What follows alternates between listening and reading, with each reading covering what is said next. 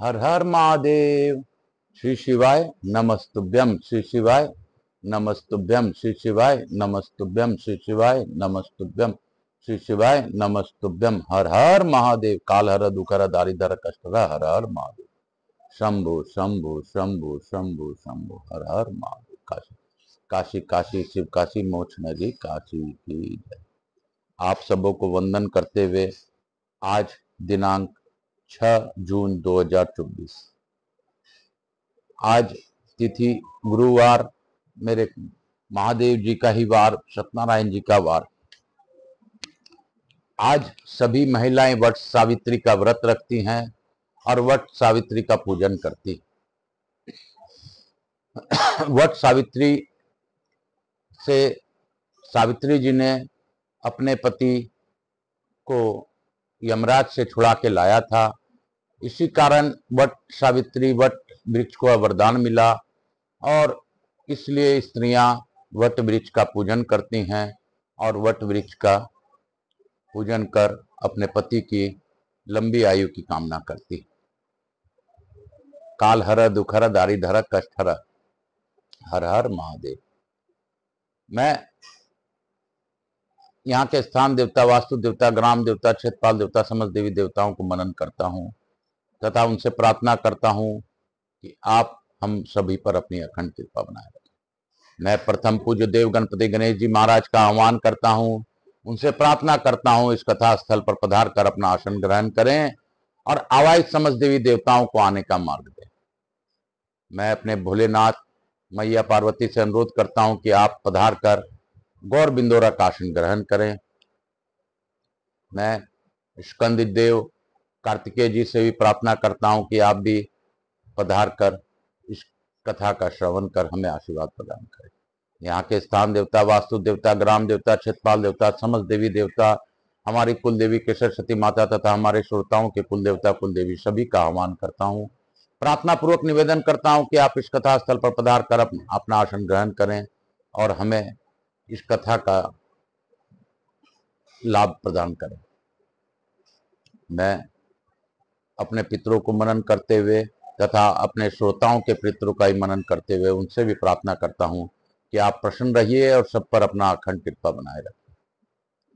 हे बाबा विश्वेश्वर, मैं आपसे यह भी प्रार्थना करता हूँ कि हे बाबा, जो भी इस ऑनलाइन कथा का श्रवण करे उनके कष्टों का निवारण कर दीजिए। मुझसे जुड़े मेरे बंधु बांधव हित नातेदार सब पर अपनी अखंड कृपा बनाए रखिए। मुझसे जुड़े व्यवसायी गणों पर अपनी अखंड कृपा बनाए रखिए। किसी ने मुझे एक बार भी देखा हो ऐसे लोगों पर भी आप कृपा बनाए रखिए। और किसी भी प्रकार से अगर कोई भी आपके शरण में आता हो इस कथा को देखने के उपरांत, तो उसे शरणागति समझकर उसका भी कल्याण कर दीजिए। मैं आकाश कुमार राजगढ़िया, बंसल गोत्रोत्पन्न होम उमाशंकर नारायणी देवी कांता राजगढ़िया का पुत्र, महामंडलेश्वर चतुर्थ संप्रदाय के अध्यक्ष सांवरिया बाबा मेरे गुरु, उनकी आज्ञा लेकर इस कथा को प्रारंभ करता हूँ। मैं पंडित प्रदीप जी मिश्रा को भी धन्यवाद देता हूँ कि उन्होंने मुझे इस कथा के लिए प्रेरित किया। वो गुरु रूप तो एक हैं, गुरु कोई भी हो सकते हैं, आपके गुरु अलग हो सकते हैं, मेरे गुरु अलग हो सकते हैं, लेकिन सच यही है गुरु तत्व एक ही है। गुरु का तत्व एक ही होता है। गुरु तत्व के आगे ईश्वर भी विवश हो जाते हैं। तो मैं उन समस्त गुरु जो मेरे जीवन में आए हैं, जिन्होंने भी मुझे गुरु पद के भार से समझाया है, उन गुरुओं को मैं प्रणाम करता हूँ। प्रथम गुरु मेरे माता पिता का नमन करते हुए आज की कथा अपने गुरु आज्ञा लेकर प्रारंभ करता हूँ। काशी काशी शिव काशी मोक्ष नगरी काशी की जय। मोक्ष नगरी काशी की जय। मोक्ष नगरी काशी की जय। हर हर गंगे गंगा गंगा गंगा स्नानम हम कश्येत तत्पश्चात स्कंद पुराण पढ़िष्येत। बोलो शंकर भगवान की जय। बोलो स्कंद देव की जय। बोलो हनुमान जी महाराज की जय। काशी काशी शिव काशी मोक्ष नगरी काशी की जय। कल हम लोगों ने पढ़ा था किस प्रकार उत्तम संगम का पुण्यदायक महात्म बताया था। इंद्रधुम्नेश्वर भी पुण्योत्पादक महिमा का वर्णन किया है। जो इसका पाठ करेगा उसका महान पुण्य प्राप्त होगा। ऐसी बातें हमें कल पता चली। आज हम लोग आगे की कथा श्रवण करेंगे। अर्जुन ने कहा, महामुने, आपने कथा के बीच में जो कुमारनाथ के महात्म की चर्चा की थी उसे मैं विस्तार पूर्वक सुनना चाहता हूँ। नारद जी बोले, अर्जुन, भगवान कार्तिकेय जी ने तारकासुर का वध करके स्वयं ही इस कुमारेश्वर नामक शिवलिंग को स्थापित किया था। मैं देवताओं के सेना नायक और सबका शासन करने के समर्थ कुमार कार्तिकेय को प्रणाम करके उनके महान चरित्र का वर्णन करता हूँ। तुम एकाग्रचित होकर सुनो। नारद जी कहते हैं, अर्जुन, तारकासुर के मरने के कारण परम बुद्धिमान कार्तिकेय जी ने मन ही मन अत्यंत उदास हो शोक करने लगे। उन्होंने स्तुति करने वाले देवताओं को रोककर कहा, देवगण, मुझे पातकी का जो सर्वथा शोचनीय है गुणगान कैसे करते हो? यद्यपि पापाचारी का वध करने में कोई दोष नहीं है, तथापि यह तारकासुर तो भगवान शंकर का भक्त था। यह स्मरण करके मुझे बड़ा शोक हो रहा है, इसलिए मैं कोई प्रायश्चित सुनना चाहता हूँ। क्योंकि प्रायश्चित करने से बहुत बड़ा पाप भी नष्ट हो जाता है। भगवान शंकर के बुद्धिमान पुत्र कार्तिकेय जी जब इस प्रकार शोक कर रहे थे, उस समय भगवान विष्णु देवताओं के बीच यूं बोले, महेश नंदन, यदि श्रुति, स्मृति, इतिहास और पुराण को प्रमाण माना जाए तो दुष्टों के वध में कोई दोष नहीं है। जो निर्दयी मनुष्य दूसरों को प्राणों से अपने प्राणों का पोषण करता है, उसका वध कर डालना ही उसके लिए कल्याणकारी है, क्योंकि अपने दोषपूर्ण आचरण से वह मनुष्य नरक को ही जाता है। रक्षा के कार्य में लगे हुए समर्थ पुरुषों द्वारा यदि पापाचारियों का वध न किया जाए तो वे ये असमर्थ मनुष्य किसकी शरण में जाएंगे, तथा संपूर्ण विश्व को धारण करने वाले धर्म स्वरूप वेद और यज्ञ कैसे होंगे? इसलिए तुमने तारकासुर का वध करके पुण्य को प्राप्त किया है। तुम्हें पाप तो किसी प्रकार भी नहीं लगेगा। इतने पर भी भगवान शंकर के भक्तों के प्रति यदि तुम्हारी बहुत अधिक आदर है तो उसके लिए मैं तुम्हें उत्तम उपाय बतलाऊंगा, जिसे जन्म भर के पापों में छुटकारा मिल जाता है तथा एक कल्प तक रुद्र लोक में दिव्य शरीर धारण करके वह मनुष्य परमानंद का उपभोग करता है। स्कंद पाप करने पर जिसे बहुत अधिक पश्चाताप होता है, उसके लिए भगवान शंकर के आराधन से बढ़कर दूसरा कोई उपाय नहीं। जिनकी महिमा का वर्णन करने में ब्रह्मा जी भी समर्थ नहीं है तथा जिनके विषय में कुछ कहने में श्रुति भी भयभीत होती है, उन भगवान महेश्वर से बढ़कर दूसरी कोई वस्तु हो ही नहीं सकती। त्रिलोकी में भगवान शंकर के सिवा दूसरा कौन ऐसा देवता है जिसका पृथ्वी ही रथ है? ब्रह्मा जी सारथी हैं, मैं बाण हूं, मंदराचल धनुष है तथा चंद्रमा और सूर्य रथ के पहिए हैं। कोई योग मार्ग से भगवान शंकर की आराधना बताते हैं, परंतु सदा शून्य की उपासना करने वाले उन योगियों का मार्ग सर्वसाधारण के लिए दुस्साह है। इसलिए जो भोग और मुक्ति दोनों चाहता है, उसे अपने लिंगमय स्वरूप को ही आराधना करनी चाहिए। सृष्टि के आदि में मेरे और ब्रह्मा जी के विवाद में भगवान शिव लिंग रूप में प्रकट हुए थे। उस लिंगमय स्वरूप में संपूर्ण चराचर जगत लीन होता है, इसलिए वेद में उसे लिंग कहा गया है। जो परम बुद्धिमान भगवान शंकर के स्वरूप भूत लिंग को श्रद्धा और पवित्र भाव से जल के द्वारा स्नान कराता है, उसने मानो ब्रह्मा जी से लेकर तुरंत प्रयत्न इस संपूर्ण जगत को तृप्त कर दिया। मिट्टी का, काठ का, ईंट का अथवा पत्थर का मंदिर बनाकर जो भगवान शिव को अर्पित करता है, उसे क्रमशः 100 गुना पुण्य फल प्राप्त होता है। इसलिए महासेन, तुम्हें यहाँ शिवलिंग की स्थापना करनी चाहिए। भगवान विष्णु के ऐसा कहने पर सब देवताओं बहुत अच्छा कहने लगे। तत्पश्चात महादेव जी ने कार्तिकेय को छाती से लगाकर कहा, बस तुम मेरे भक्तों पर जो इतनी कृपा रखते हो, इससे तुम्हारे ऊपर मेरा प्रेम बहुत बढ़ गया है। जगत गुरु भगवान वासुदेव ने जो कुछ कहा है वह सब यथार्थ है। जो मैं हूं वही भगवान विष्णु को जानना चाहिए, तथा जो भगवान विष्णु है वही मैं हूं। जैसे दो दीपकों में प्रकाश की दृष्टि से कोई अंतर नहीं होता, उसी प्रकार हम दोनों में भी किंचिन मात्र अंतर नहीं है। स्कंद जो भगवान विष्णु से द्वेष करता है वह मुझसे भी द्वेष करता है। जो उनका अनुगमन करता है वह मेरा भी अनुगामी है। जो ऐसा जानता है वही मेरा वास्तविक भक्त है। कुमार बोले, पिताजी आपका कहना सत्य है, मैं आपको और भगवान विष्णु को एक ही समझता हूं। भक्त वत्सल भगवान विष्णु ने जो मुझे शिवलिंग स्थापित करने की सलाह दी है, वही बात तारकासुर के वध के समय पहले आकाशवाणी ने भी मुझसे यह कही थी। अतः मैं सब पापों का नाश करने वाले शिवलिंग की स्थापना करूंगा। वह शिवलिंग मेरे पापों को शांत करने वाला हो। यूं कहकर अग्नि नंदन स्कंद ने विश्वकर्मा को बुलाया और उन्हें आदेश दिया कि तुम सीधी 3 विशुद्ध शिवलिंग तैयार करो। कार्तिकेय की आज्ञा के अनुसार विश्वकर्मा ने 3 विशुद्ध शिवलिंग तैयार किए और उनको समर्पित कर दिया। तदंतर भगवान विष्णु, शिव तथा ब्रह्मा आदि देवताओं के साथ स्कंद ने पहले पश्चिमी दिशा में थोड़ी ही दूर पर प्रतिज्ञेश्वर नामक परम सुंदर शिवलिंग की स्थापना की। तब भगवान महेश्वर ने कुमार की प्रसन्नता के लिए वहां स्वयं ही यह वरदान दिया, जो उस स्थान पर कार्तिक और चैत्र मास में अष्टमी को स्नान, उपवास, पूजा और जागरण करके निवास करेगा, वह मृत्यु को भी लांघ जाएगा। इसके बाद वहां से अग्निकोण में जहां दैत्य की कपाल से शक्ति निकली थी, वहां कार्तिकेय ने द्वितीय शिवलिंग को स्थापित किया। सब पापों का नाश करने वाला वह कल्याणकारी शिवलिंग कपालेश्वर के नाम से प्रसिद्ध हुआ। कपालेश्वर के समय भी उस शक्ति का भी सत्वन करके कुमार ने उसका स्थापना की, जो कपालिकेश्वरी देवी के नाम से प्रसिद्ध हुई। वहां से उत्तर दिशा में एक तीर्थ है जिसे शक्ति छिद्र कहते हैं। वहां सब पापों का नाश करने वाली कल्याणमयी पताल गंगा प्रकट हुई है। उसमें स्नान करके स्कंद ने सब देवताओं के साथ कृपा पूर्वक तारकासुर को जलांजलि दी, जिसका संकल्प वाक्य इस प्रकार है। महर्षि कश्यप के कुल में उत्पन्न शिव भक्त तारक को अर्पित किया जाने वाला यह तिल सहित जल अक्षय भाव से प्राप्त हो।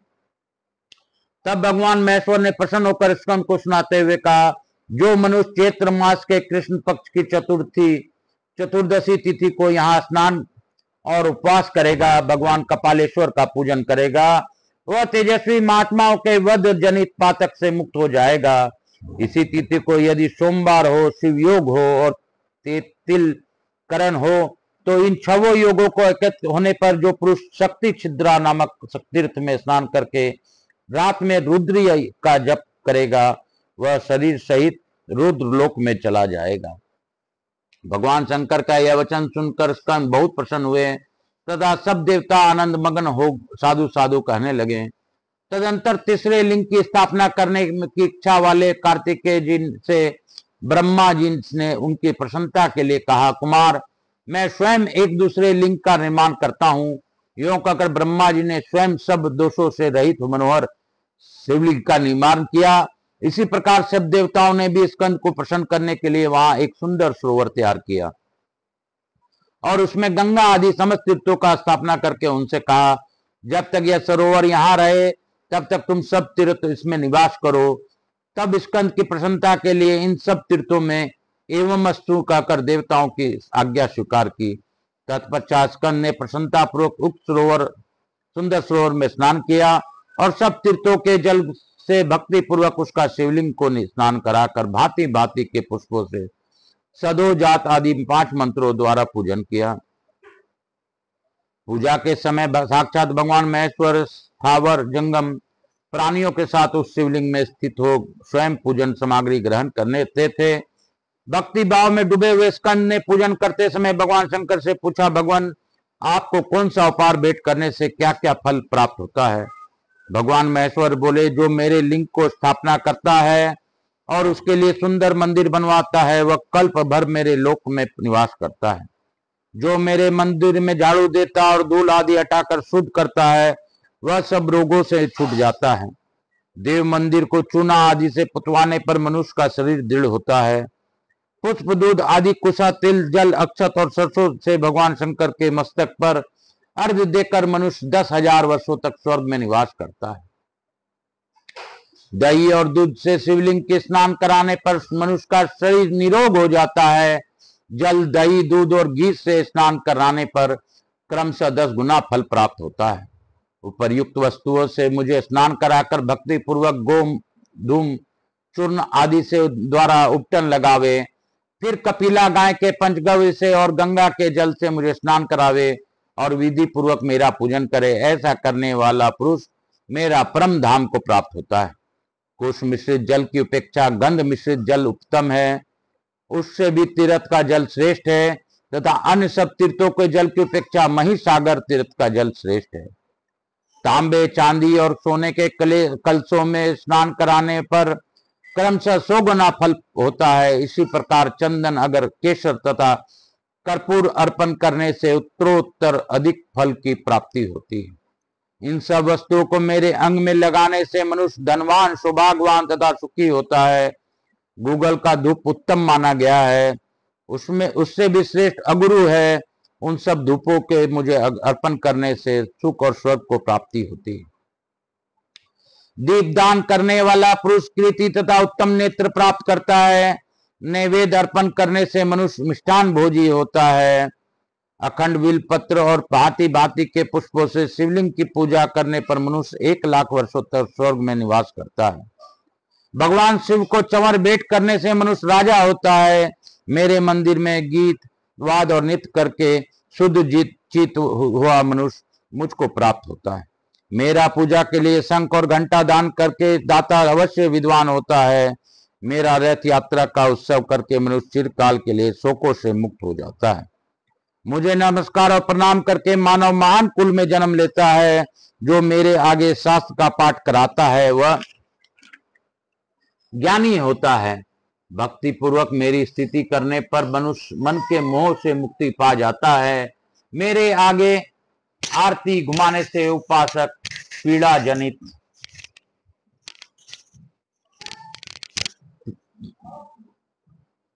पीड़ा जन रहित होता है। मुझे शीतल चंदन अर्पण करने पर दुख जनित संतापों से छुटकारा मिल जाता है। शिवलिंग के समीप अपनी शक्ति के अनुसार दान करने पर दाता को उस दान का 100 गुना फल मिलता है तथा वह इस लोक और परलोक में आनंद का भागी होता है। मैं शिवलिंग को प्रणाम करने पर 15, उसे स्नान कराने पर 20 तथा उसकी विधि पूर्वक पूजा करने पर 100 अपराधों को क्षमा कर देता हूँ। कुमार, इस तीर्थ में पूर्वोक्त संपूर्ण फलों को प्राप्ति होगी। जो लोग कुमारेश्वर नामक से यहाँ मेरी पूजा करेंगे वो पूर्वोक्त संपूर्ण फलों के भागी होंगे। बेटा, जैसा काशीपुरी में मैं विश्वनाथ के रूप में निवास करता हूँ, उसी प्रकार इस गुप्त क्षेत्र में मैं कुमारेश्वर नाम धारण करके रहूंगा। देवताओं के सामने ही भगवान शंकर का यह वचन सुनकर कुमार कार्तिकेय को बड़ा विस्मय हुआ। वे भगवान गिरजापति को नमस्कार करके उनकी प्रस्तुति करने लगे। जो सब प्रकार के रोग शोक से रहित है, उन कल्याण स्वरूप भगवान शिव को नमस्कार है। जो सबके भीतर मन रूप से निवास करते हैं, उन भगवान शिव को नमस्कार है। संपूर्ण देवताओं से पूजित भगवान शंकर को नमस्कार है। भक्तजनों पर निरंतर कृपा करने वाले आप भगवान महेश्वर को नमस्कार है। सबकी उत्पत्ति के कारण भगवान भव को नमस्कार है। भगवान आप भव के उद्भव संसार के सृष्टा हैं, आपको नमस्कार है। कामदेव का विध्वंस करने वाले आपको नमस्कार है। आप गुण भाव से महान व्रत का पालन करने वाले हैं, आपको नमस्कार है। आप माया रूपी गहन वन के आश्रय हैं अथवा सबको आश्रय देने वाला आपको स्वरूप योग माया समावृत होने के कारण दुर्बोध है, आपको नमस्कार है। प्रलय काल में जगत का संहार करने वाले सर्व नामधारी आपको नमस्कार है। शिव रूप आपको नमस्कार है। आप पुरातन सिद्ध रूप हैं, आपको नमस्कार है। काल रूप आपको नमस्कार है। आप सबके कलना गणना करने वाले होने के कारण कल नाम से प्रसिद्ध हैं, आपको नमस्कार है। आप काल की कला का अतिक्रमण करके उससे बहुत दूर रहते हैं, आपको नमस्कार है। आप स्वाभाविक ऐश्वर्य से संपन्न हैं, आपको नमस्कार है। आप अप्रेम्य महिमा वाले वृषभ तथा महाश्रीमृद्धि से संपन्न हैं, आपको नमस्कार है। आप सबको शरण देने वाले हैं, आपको नमस्कार है। आप ही निर्गुण ब्रह्म हैं, आपको नमस्कार है। आपके अनुगामी सेवक भयानक गुण संपन्न हैं, आपको नमस्कार है। नाना भुवनों पर अधिकार रखने वाले आपको नमस्कार है। भक्तों को मनोवांछित फल प्रदान करने वाले आपको नमस्कार है। भगवान आपकी कर्मों का फल देने वाले हैं, आपको नमस्कार है। आप ही सबका धारण पोषण करने वाले हैं, दाता तथा उत्तम करता है, आपको सर्वदा नमस्कार है।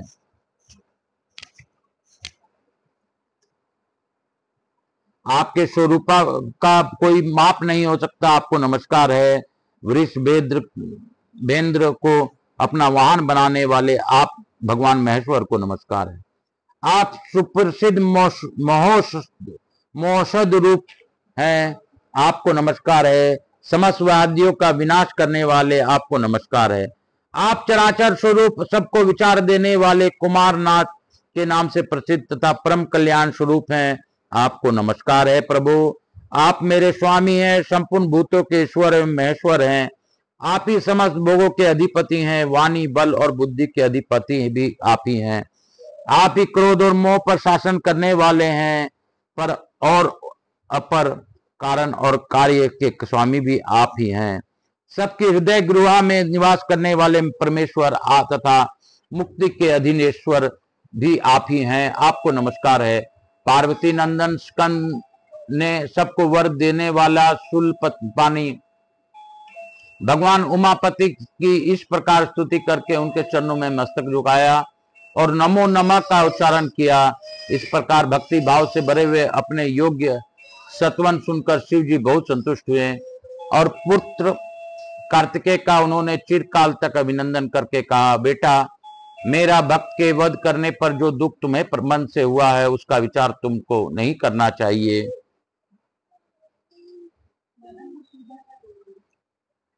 आपने इस कर्म में तुम मुनियों के लिए भी स्पृहनीय बन गए हो। जो लोग सायकाल और सवेरे पूर्ण भक्ति पूर्वक तुम्हारे द्वारा की हुई इस स्तुति से मेरा सत्वन करेंगे, उनको जो फल प्राप्त होगा उसका वर्णन करता हूं, सुनो।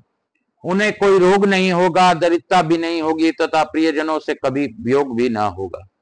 वे इस संसार में दुर्लभ भोगों को भोग करके मेरे परम धाम को प्राप्त होंगे।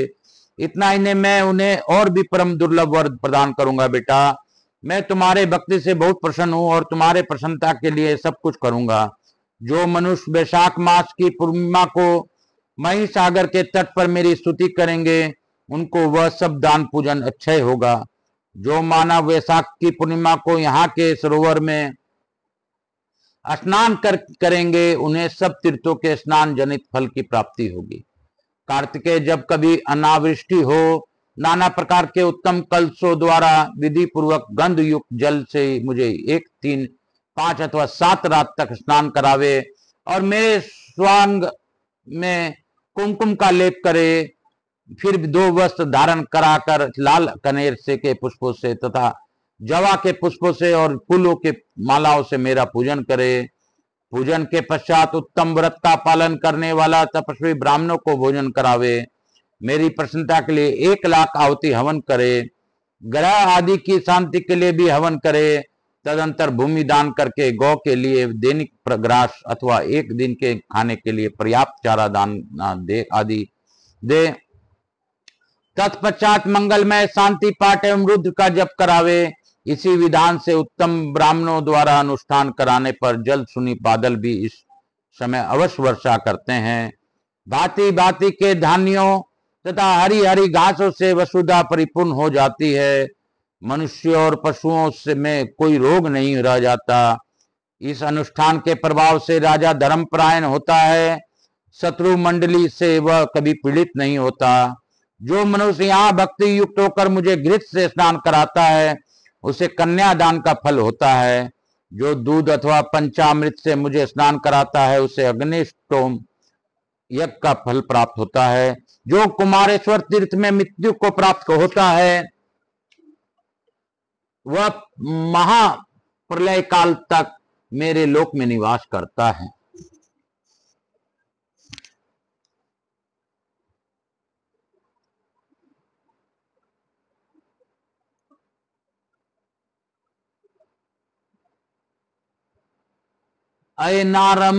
अयनारंभ के दिन विषु योग में जबकि दिन और रात बराबर होते हैं, चंद्रमा और सूर्य के ग्रहण काल में पूर्णिमा तथा अमावस्या तिथि को संक्रांति के समय तथा वेदुति योग में जो मनुष्य महिसागर संगम में स्नान करके भक्ति पूर्वक कुमारेश्वर को पूजन करता है उसके पुण्य फल का वर्णन सुनो। पृथ्वी के संपूर्ण तीर्थों में स्नान करने का जो महान फल है तथा संपूर्ण शिवलिंगों के पूजन का जो सर्वश्रेष्ठ फल है वह सब उसे प्राप्त होता है। कुमारेश्वर की सेवा से एक मनुष्य को निश्चित रूप से आरोग्य, पुत्र, धन तथा उत्तम सुख की प्राप्ति होती है।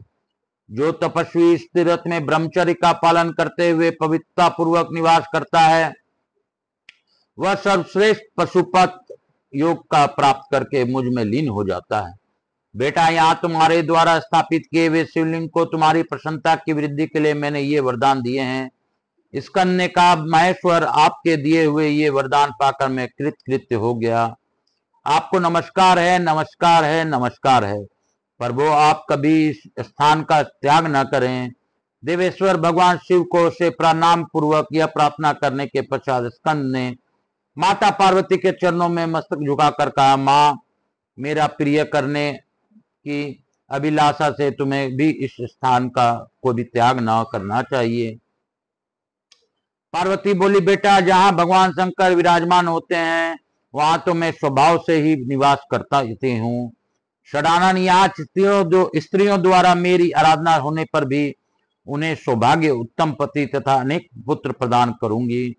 चैत्र मास की तृतीया को शीतल जल से स्नान करने के जो नारी फूल, चंदन, धूप आदि से मेरी पूजा करेगी और भक्ति पूर्वक मुझे 8 सौभाग्य सूचक वस्तुएं अर्पण करेगी, उसे मैं पिता, माता, सास, ससुर, पति, पुत्र, सौभाग्य तथा संपत्ति ये 8 वस्तुएं प्रदान करूंगी।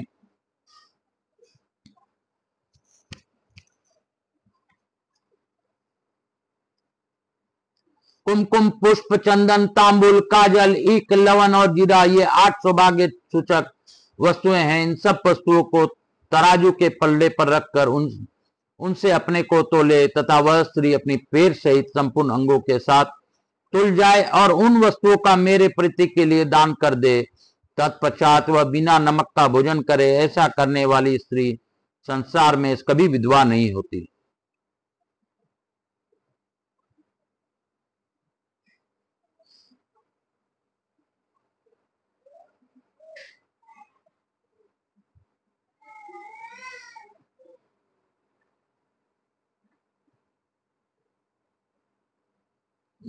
सदा सौभाग्यवती बनी रहती है। जो स्त्री माघ, कार्तिक अथवा चित्र में यहाँ स्नान करके मेरी पूजा करेगी उसे दुख, दरिद्रता और दुर्भाग्य का संयोग कभी नहीं होगा। गिरिजानंदिनी पार्वती की यह बात सुनकर उनके पुत्र स्कंद ने बड़ी प्रसन्नता हुई। उन्होंने माता पार्वती को स्थापना करके अपने भाई गणेश जी से कहा, विनायक, जो लोग पुष्प, धूप और मोदक से पहले तुम्हारी पूजा करके फिर कुमारेश्वर का पूजन करते हैं उनके सभी विघ्नों का तुम निवारण करो। गणेश जी बोले, भैया, तुम्हारे द्वारा स्थापित इस शिवलिंग के प्रति जो लोग भक्ति रखते हैं उन्हें मेरी तथा मेरे अनुगामियों की ओर से कोई भी विघ्न नहीं होगा। विघ्नराज गणेश के प्रसन्नता पूर्वक ऐसा कहने पर कुमार ने उनकी भी स्थापना की। इसलिए वहां सर्वदा ही विशेषतः चतुर्थी तिथि को गणेश जी का पूजन अवश्य करना चाहिए। इस प्रकार भगवान कुमारेश्वर की स्थापना करके भगवान शिव से ये वरदान पाकर प्रसन्न हुए कार्तिकेय ने अपने को कृतकृत्य माना तथा वे भगवान कुमारेश्वर के समीप स्वयं भी अस्वस्थ निवास करने लगे। स्वामी कार्तिकेय की यात्रा करने वाले जो लोग इस तीर्थ में निवास करने वाले भगवान शंकर का दर्शन करते हैं उनकी वह यात्रा सफल होती है। विशेषतः कार्तिक को पूर्णिमा को कार्तिकेय जी का पूजन करें। ऐसा करने से स्कंद स्वामी की यात्रा का जो फल है वह पूर्ण रूपेण प्राप्त होता है। कार्तिकेय के 108 नामों का ब्रह्मचर्य पालन पूर्वक पवित्र भाव से 1 मास तक जप करने पर मनुष्य सब संकटों से छुटकारा पा जाता है।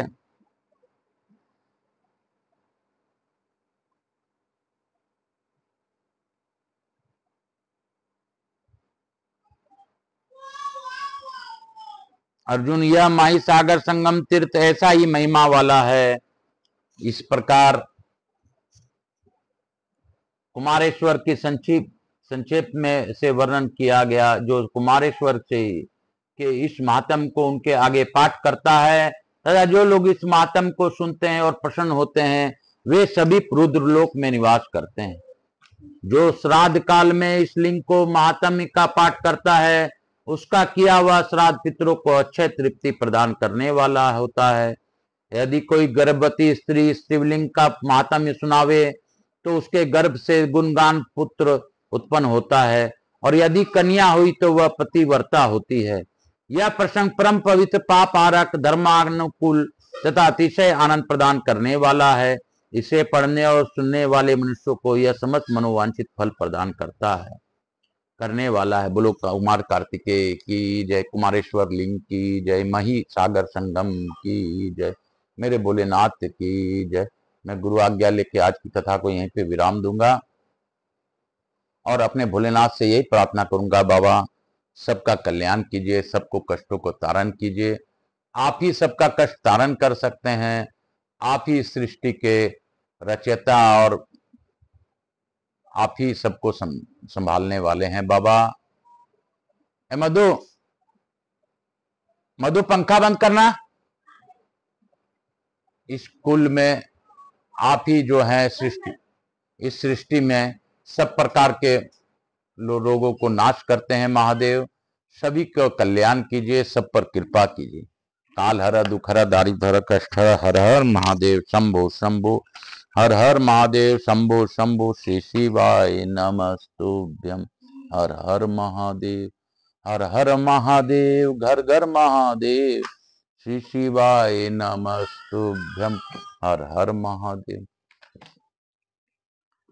कपूर गौरम करुणावतारम संसार सारम भुजगेंद्रहारम सदा वसंतम हृदयारविंदे भम भवानी चैतन्य नमामि। यहाँ के स्थान देवता, वास्तु देवता, समस्त देवी देवता, माता देवी पिता भोलेनाथ की जय, माता पार्वती जी, गणेश जी महाराज, कंदेव की जय, शनि देवता, हनुमान जी महाराज की जय, माता देवी पितृदेव और सब पितृदेव, भक्त वत्सलाय नमो, स्कंद देव भगवान की जय, भक्त वत्सलाय नमो नमः, समस्त देवी देवताभ्यो नमो नमः।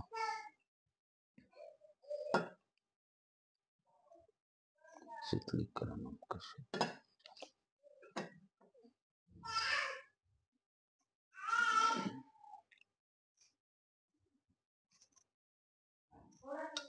मातृदेवी व पितृदेव व सब पितृदेवताभ्याम नमो नमः।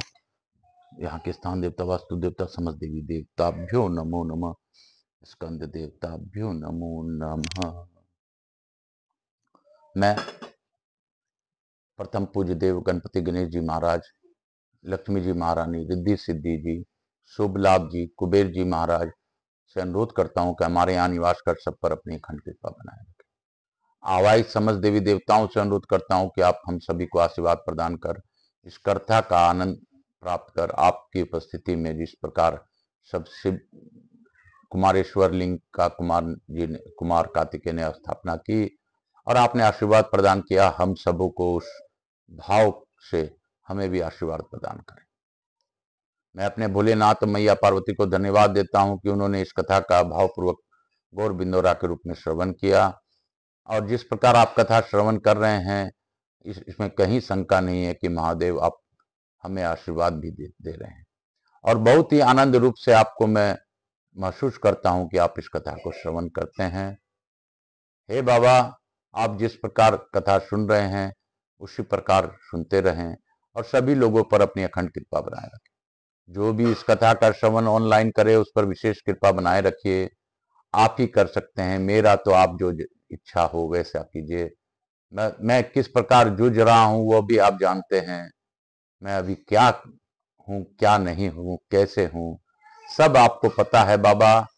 मेरे शरीर में रोग भी लग गया है, उन रोगों का विनाश आप ही करना चाहेंगे तो हो सकता है, लेकिन फिर भी आप जैसा चाहें वैसा करें। काल हर, दुख हर, दारिद्र हर, कष्ट हर, हर हर महादेव शंभो शंभो, हर हर महादेव। हे भोला बम बम भोला, नाचे मेरा भोला, भोला भोला बम बम भोला, भोला इसके साथ ही मैं गुरु आज्ञा लेके आज की कथा को यहीं पे विराम देते हुए आप सबों को नमस्कार करता हूं और आपसे अनुरोध करता हूं आकाश राजगरिया यूट्यूब चैनल को जन जन तक पहुंचाने में मेरी सहायता कीजिए। काल हर दुख हर दारी हर हर हर महादेव।